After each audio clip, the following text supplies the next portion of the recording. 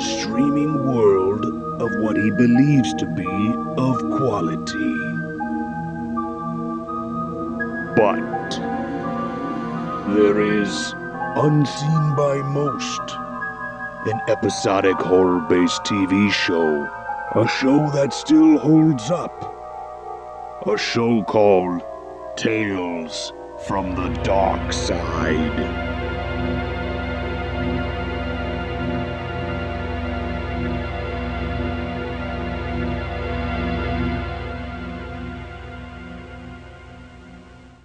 Oh, I knew I shouldn't have called you. Then why did you? A neighbor lady talked me into it. Neighbor lady? What is this neighbor lady run your life here? You do everything this neighbor lady tells you to do? You can't talk to me like this. I'm a human being. Yeah? Well, I'm a human being too, madam. A human being who's fed up with the human condition. Hey, what's up, and welcome back to Talks from the Darkside, the podcast where we talk about Tales from the Darkside, the 80s horror television show created by George Romero and Richard Rubinstein. I'm Joel Escola. I'm Sean O'Rourke. And I'm Chris Barr. Today we're talking about The Devil's Advocate, directed by Michael Gornick and written by George Romero, with an original air date of November 10th, 1985. Serenity now, gentlemen. Serenity now. What? Jerry Stiller. Oh, okay, we're the only goddamn Seinfeld fan on the show. All right. Look, the secret's out. I like Seinfeld, but I'm not like a diehard fan. well, My wife is. I was trying I to didn't remember it either. Okay, I was trying to shovel you guys an easy lead up yeah. for a Jerry Stiller joke. But anyways, the Jerry Stiller episode, folks. Yes, it is the Jerry Stiller episode. And I didn't realize it was written by Romero, and that kind of makes sense because the dialogue is really on point in this one. It's written really well. Again, and it's heavily like socio-political commentary. Oh, there's a lot here, yeah. which is like Romero's cup of tea. Yeah. Jerry Stiller is like perfect for this. He had to do this. If it was anybody else, I don't think it would have worked as well. No, yeah, and absolutely right. It's like there is no one else that could have pulled this off. Like the presence he has in this episode. The fucking anger. Yeah. And the delivery is just like incredible. He's like fire. He's a firecracker, like in a bottle, literally. Pretty much. And this whole episode, it's like a one-man show. It's like he's the only person on screen with speaking lines. It's like everybody else is like, voiceover. Yeah. There's like another guy who. The in the engineer. background. Yeah. But it's just like asleep at one point. But it's like really, it's like his show here, and he kills it. He crushes it, and it's like a one room, one location thing, and it totally works for what it is. And a little background on this episode, it's like this is one of the like tentpole like landmark episodes for not just this season, but for the series as a whole. Yeah, big time. It's like this is one of like the main episodes that will get pushed on VHS. Got played a lot of like reruns when they did it. Yeah. So it's like this is one of their like leading episodes. The best of the best. Yep. Huh. And very rightly deserved, I think. 100%. So we got Michael Gornick directing this, and he was the cinematographer for Creepshow, and he directed Creepshow 2, which you can go listen to a commentary track of Creepshow 2 on our Patreon for our $5 and $10 tiers, and you can check out our Creepshow video that we did with Chris on our mainline Movie Dumpster showcase. Yeah, and Chris is also on that commentary track also. He sure is. Lots of Chris and Michael Gornick here. The Chris and Gornick special, yeah. Why don't you guys go get a room? So yeah, we got Jerry Stiller here, and he plays Mandrake, the Devil's Advocate. Yep. And he's basically a late night radio talk show host. The shock jock kind of thing, yeah. Yeah, and he's just like a very pessimistic, fucking hates the world, hates the people in it, hates everyone, hates that he's a person himself. He can like basically. You're a loser. You could say anything to this man, and he will twist it to make you feel bad about yourself. Dude, he fucking delivers some bangers in this to these people calling in, and it's just like, oof, what an asshole. Yeah, right? It's like going through this. It's like, and I always remember this episode. I've seen it enough, and it's like it's stuck in my memory. But like going through it and like taking notes for the show. Yeah, it's like it gets to a point. I'm like there's nothing. It's like there's so much of it. I'm like I can't keep up with this guy fast enough. No. Yeah. And like every one-liner is like different than the last. Like you're like trying to keep up with him. You're like, all right, where's he going with this joke? Where's he going with this joke? Yeah. And like they are jokes, but they are a lot of dark jokes. And it's like some of them you're like, oh, should I laugh at that? It's like, no, you are supposed to laugh, but it's like intentionally like the fucked up kind of stuff he's saying. Well, yeah, that's the whole point of the character. Yeah. But like to your point too, like you were saying, like, as you were taking notes with it, I was doing the same thing because, like, everything is like so precisely written, and just like bing, bing, bing, bing, bing, right after another. Very, very tight. It's hard to digest. This is one of those episodes where you got to watch a couple times. I think. I mean, you get the you get the impact from it from the beginning, but like to sit there and like think about all the points that he's hitting on, and how he's just fucking just grinding these people out. And like Sean said, it's like anybody that calls in with any kind of issue, he just goes off. Oh yeah. No matter what the subject or the topic is, he's got something to say. You think you got problems? You think you're the only one in misery? He's so good. Just real quick before we like get into the meat and potatoes of this, Patrick Farrelly is one of the voices because there's, like Chris mentioned, there's voiceovers throughout this whole thing of people calling in, and this guy Patrick Farrelly was in The Exterminator. Okay, and he's also in Thinner and The Nesting. Wow. Yeah. Okay, Thinner is one. I mean, I've talked about many times on the main show that I would like to cover eventually. Great Stephen King movie. I was gonna say you got your Stephen King tie-in. Well, your Richard Bachman tie-in. Yeah. Well, right. Now is he the voice at the end? I don't know if he's the voice. He's one of the voices. Okay. Yeah, because I was going to ask, is he the voice at the end, or is he that guy that like kind of talks to him for a while, the Watchman on the phone for like 2 or 3 minutes? Yeah. But yeah, before we get into this, why don't we get that Fangoria synopsis, please? Let's do it. So I'm going to do this one a little differently because I know I read it, and instead of reading the entire thing, I'm going to read up to the spoilers. Okay, yeah, that's a good idea. Because there's a lot of people that are going to watch this, and I feel like it'd be better if they didn't know what's coming. I agree with this one is organically reveals itself. Yeah, like Sean, like this was your first watch, right? Oh yeah. Okay. There'll be some things I'll talk about that I mentioned before we came on the air that I was like, oh, like I didn't pick up on right away. Yeah. So it's like the episode unravels itself, and I think it's more fun to play with that a little bit. Oh yeah, and experience. Yeah. So we'll do most of the synopsis. So from the Fangoria episode guide, Mandrake, the Devil's Advocate, is a bilious late-night radio talk show host whose trademark torrents of hateful invective have more than earned him his moniker. While in the midst of an on-air gripe session, Mandrake begins to receive strange phone calls from impossibly distant times. And there's more here that I'm leaving out. Yeah. Read that at the end if we remember, because I'm curious. Can I read it? Yeah, it's like full-on spoiler, that last sentence. Right after. Oh Jesus! They don't even pull any punches. Like, no, this is what it is. So if we remember, if not, whatever. But I guess let's just get into this. He works at a radio station. He's like we said, a shock jock, and he's kind of coming in and just mouthing off instantly. As soon as the credits stop rolling, he's coming in flustered. While they're still rolling. Yeah. When the little door opens, it's just like he's coming in ranting and raving about finding some dead guy behind the seat of his Rolls Royce car in a parking lot. He's like, some fucking bum, some fucking wino died in my car, some stink bum. Yeah, die in my car. Police hold me there for 30 minutes. I called the police and they told me there's nothing I could do. I haven't missed a broadcast in 13 years. They don't give a shit. Fucking cops. You want to talk about cops? I had to walk you in the rain. And they're like, it's starting in 5. He's like middle of his rant. And then he's like, these effing cops. He's, hello, I am the Mandrake here. And it's like he just like changes character. His show hasn't even started. Yeah. And we should point out he's like I think it was in the synopsis, but he's a late night talk show host. This is like the midnight slot. Yeah. And he's got like the whole like control panel in front of him. Yeah, right in front of him. It. Yeah. And he's the only guy in there except for like the engineer. Yeah. Who's half asleep, by the way. And the show hasn't even started, and his blood pressure's already like through the roof. Boiling. Once we get his breakdown of why he is the way he is pretty great, especially how that all unravels. And it all sort of makes sense to a point. Yeah. To a point, but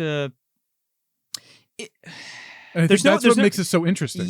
Especially once we get to the end of this, I want to unpack that. Yeah, for sure. But I love how, like I was just saying, when he starts off the actual radio show, he's like, I'm pissed at cops. He's like, cops. I'm against cops right now. If you hate cops, call. I'm on a rampage. I'm on talk about cops. The first caller. You want to call about cops? Nah, I got a different topic. He's like, all right, different topic. What do you want?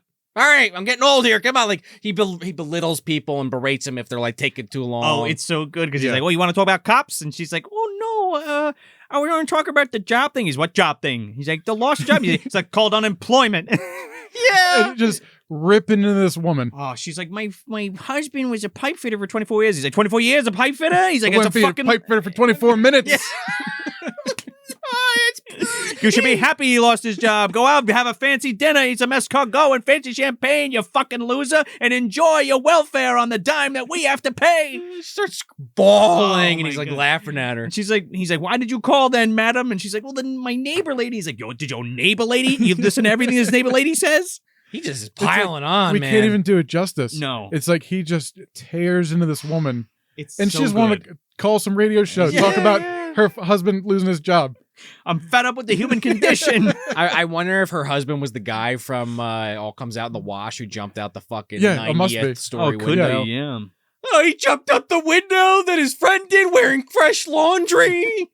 His Jouting or something. Laundry services I found in his pocket. Oh man, he's going on this tirade, and he's like, I get everybody that calls in. He just like he'll just like say his piece and then just fucking hang up on him. Yeah. and be like, I give up, I give up, I give up, I give up. He's sick of the human condition, guys. Yeah, Just like nasty. It doesn't have like one nice thing to say to anybody. But then he's like, I'm a human being too. I'm a human being too. That's right. as much as I don't like it, I'm a human being too. Yeah, as much as I don't like it, So it's a trip. there's just a lot of examples of him just being a total dick, and there's people calling in about all kinds of different problems that have nothing that pertains to what he wants to talk about. Yeah. So he's literally just Yeah. fucking smushing him Like- out like a fucking cigarette butt. Yeah, people just calling with like just miscellaneous issues Yeah. and like talking points. It's like somebody's calling about, some farmer. Yeah. Just calling about irrigation or something, or we didn't get enough rain. He's like, I grow my own vegetables.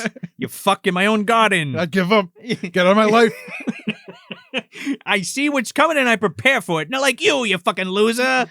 Save the farmers, save the railroads. I don't give a shit. Yeah, and he's like going off on these people, and then he's like, I gotta cut to a commercial break as much as it pains me. And he looks at like the booth, and the guy's like, The guy's asleep. And he's like, well, all right, I guess we don't need commercials. I got enough money. Who cares if I lose sponsors? It's goes- like, holy shit. He goes, the sponsor's got enough money, they'll pay for the ad. And even if we don't run the ad, you're going to buy their stupid fucking products anyway, you stupid bastards. It's so great. Idiots. You people have every advantage. You never take what life gives you. He's very like that kind of dude. But then, this night watchman calls, and he's like, I like my job. He's like, what do you got to say about that? And he's like trying to pick it apart. Like, well, okay, you're a night watchman. How much money do you make? $6 an hour. You happy about that? He's like, yeah, I am. And he's like, yeah, it's one of the most useless jobs ever. You just stand around watching people make money. Like, how do you make yourself feel successful like that? Oh man, that's a great one too, because he's like, I'm a night watchman. He's like, I'm calling from my job right now. He's like, you watch things. He's like, how do you deal with that every day? You wake up and you watch everybody make more money than you, and you People watch your like brothers their- get cut down in the streets from doing cocaine and like all this shit. Right, yeah, he's got a tinge of racism thrown Yeah. in there. Yeah. And this guy's just calling from his job, and he's just going off about, like people in life do. You watch. How does it feel to just sit idly by? Yeah. Is that also Well, when the he's light- eating the pea soup? Yeah, he's eating the pea Yeah. soup. He gets pissed off. And another thing to note here is like he comes into the camera, and all of a sudden he's got like more, He's got like a beard. a little bit more beard, and it's Yeah. like Right. you don't really catch it, but if you're like, it's like, why is he all scraggly looking now? What happened? Yeah, that was me. I'm like, what is this on like his side of his head now? Like on his chin. I'm like, when did he have a beard? So he's talking to this night watchman, and this is like where the crux, this is where everything starts to break in half, because the night watchman starts challenging him. And he's like, you know what, Mandrake? You're a loser. And he's like, some $4 an hour fucking watchman's gonna tell me I'm a loser? Yeah. And he's like, yeah, I tune into your show every night, and you gotta listen to me. He's like, I don't listen to you. You're listening to me. It's like, you gotta sit there. I can turn you Yeah, off. he's like, I turn you off. And then he looks nervous for like a second. He's like, anyway. Yeah, but he says something. The night watchman says something about like, I listened to you for a long time, and I see you getting sour. Yeah, he's like, you turn real sour, Mandrake. Yeah, and then Mandrake lets it out. Yeah. And he's like, his mother died in a plane crash in a fireball from somebody who sold discount lug nuts for a quarter cheaper or some shit like that. Yeah. And he's like, my wife who's in a coma, who got the wrong medicine from some anesthesiologist. Yeah, father died Yeah. too. All sorts of bad Father hands dealt died, to him. and then his son dies in a car. Yes, my son died in a car accident from a drunk driver in the wrong car from a pothole that you people didn't fix. Right, yeah, it comes back down Yeah. to the little man. He Yeah. just loves punching down too. Yeah. That's the yeah, whole point. blaming everybody for his problems. Yeah. And this is where, like you said, it's like there's a tone shift here. Mm. Starts getting real weird. So it's like not only are we isolated in this one room with this one guy going off, but it's like the whole like atmosphere of this episode Yeah. just gets like just really weird. Yeah. It's kind of Dr. Seuss-esque a little bit. Yes, like it's very bizarre. You mentioned the pea soup before. I just want to mention that because like he's eating it, and when he gets pissed off and hangs up on this guy, he like puts it on the thing and like splashes all over the board. Yeah, they keep like showing because they keep showing like the meter. I don't know the word for it, but the thing that shows the person talking on the radio. Yeah, like the audio level. Right, but the soup's all over. Oh, And yeah. there's this shot they keep cutting Yeah. back to. It's It's just like funny as the hell. nastiest looking soup. Oh yeah. It's like Reagan vomit. from Exorcist. Condensed. Oh, yeah. Yeah. So he's like, oh yeah, I could turn you off, and he's like, yeah, you're listening to me. He's like, they'll always be there. All those losers, they'll be listening to me every night. They'll always be there, fellas. But that, like, at this point now, his face is really starting to grow some hair. They put some extra creases in his forehead, kind of like start to, I don't know if there's a lighting thing or a makeup thing, but make him look kind of darker, if that even makes any sense. Yeah, he's more gaunt. Now the fucking engineer is gone. He's not in the booth anymore. Yeah. Guys just disappeared. Yeah. And he's getting other calls. He's talking to this woman. This woman calls in. And it's all staticky. And this is where you're like, wait, what the fuck's going on? Right. Because she's like, She's like, hello? Hello. Hello. Ma'am, can you hear me? Turn up your radio set. Turn off your radio. She's like, I don't own a radio. My radio? Hang up the phone, ma'am. Well, they only have one phone in the middle of town. He's like, what? Nobody has a phone in their house in 1922. Even in 1922. He's like, what the fuck are you talking about? Yeah. Then he hangs up on her. He takes another call from an old man. He's like, hey, 1967. He's like, what, they let all the nut outs tonight? He's like, The mental patients. Yeah. Yeah, He starts getting calls from like across time lines. and he's like, oh, can you hear me? Can you hear me without a phone? How can you hear me without a phone? Explain that, miss. I think Yeah. somebody's talking about the Gulf War. Yeah, it's this guy. He's like Yeah. talking Yeah, yeah. about. He's like, sir, what's bothering you tonight? And he's like, oh, I think we should get our boys out of Mexico. Yeah. Or out of New Mexico. He's like, well, we need a New Mexico. We get an old Mexico Old that's one's raunchy enough. That was a weird It's line. so It was good. funny, but it was a Yeah. weird line. And it's like you're starting to get, obviously, woman says 1922, and this guy's like, it's weird. Yeah, but It's you weird. don't know where it's going. You're like, okay, like again, you might have picked up on the fact that he's looking different now, and now he's getting these weird calls. But like I myself at least, I'm like, all right, I know something science fictiony or fantastical is obviously happening here, but like I it's a good carrot to keep you Yeah. watching. Yeah. I guess we'll say. Yeah, this guy's like talking about President Wilson being a madman, Yeah, and yeah. very matter of He's factly. like, what the fuck is going on Yeah. here? Then some other woman calls in. I forget what she says to him, but he's like, ma'am, your paper. What's the date on your paper? She's like, why? He's like, tell me the date. She's like, well, it's October 6th, 1967. And he just fucking hangs up the phone. Yeah, and then he looks up, and all of a sudden that window is gone. It's just Right. a brick wall. and he's just fucking totally stunned. Man, he goes over to it and he's like touching it and shit. And he starts to lose it. And it's like also like the music tone here, it's like we're just getting totally surreal now, and it's like uncomfortable. Yeah. Oh yeah. And now he's even more demonized. Like he looks like all like now he's got like fucking the brow ridge Oh, yeah. and all the hair on his face. His fingers are getting all gross and He shit. has hands. Yeah. Yeah, he's getting all weird, starts panicking, picks up the phone. He's like, operator, get me an outside line. And again, another weird like voice. Sorry, there is no outside lines. These Only are for incoming calls. Incoming calls only. Yeah. Get me an outside line. And he has like the board is just lighting up all these red lights like Yeah, constantly. 1,000 calls, Yeah. and you start getting like voiceovers with people calling, and 1922, 1736. All these fucking I want to talk about the things. Nazis. Yeah. Yeah. Hi. That one guy. Just Nazi propagation shit's bullshit. So finally he starts freaking out and he like backs up. Now he turns around. So there's a brick wall in front of him, and the way out is now a brick wall. And now he's in this fucking room that's just a solid brick all the way around with his console in the middle. And he's like up against the wall freaking out. It's creepy. It's creepy as hell. And it's very like surreal, the way Yeah. that it's shot and the way that the music is happening and stuff. And there's like constant ringing and people's voices like in his head and stuff. Oh yeah. So he hears this like booming voice and he's like, Mandrake. Mandrake. Hello. Hello. He's like, who are you? He's like, I'm your boss. And he's like, My My boss. you made more people turn to me than I could possibly imagine. Yeah. Thank you so much. And he's like, what the The fuck? Christ himself. Yeah. I just wanted to tell you what a wonderful job you've been doing these past 13 years. Thanks for giving up on your life after, I know I dealt you a bad hand and killed your whole family. I couldn't have asked for a better advocate. You promoted yourself before I got a chance to. My advocate, TM. Yeah. And this is where you get it. It's like, all right, now here we are. The carrot, you got the carrot. You bit it finally. Yeah. He's full demon now, and he's like, "Oh wait, we got a news broadcast coming in. I hope you like your slot. I'll talk to you later, babe." And then you hear like, "Yes, Luther Mandrake was found dead behind the wheel of his Rolls-Royce car in his $7 million penthouse apartment garage," and it all fucking hits, and he's like, and he's just, and the guy's like, it's like, some say he's still taking calls down there where he belongs. He sure is. He sure as fuck is, yeah. Man, he looks like fucking Gary Oldman Dracula at this point. Yeah, fuzzed up and like just got these big nostril slits. It's gross. He's got like little horns coming out. Yeah.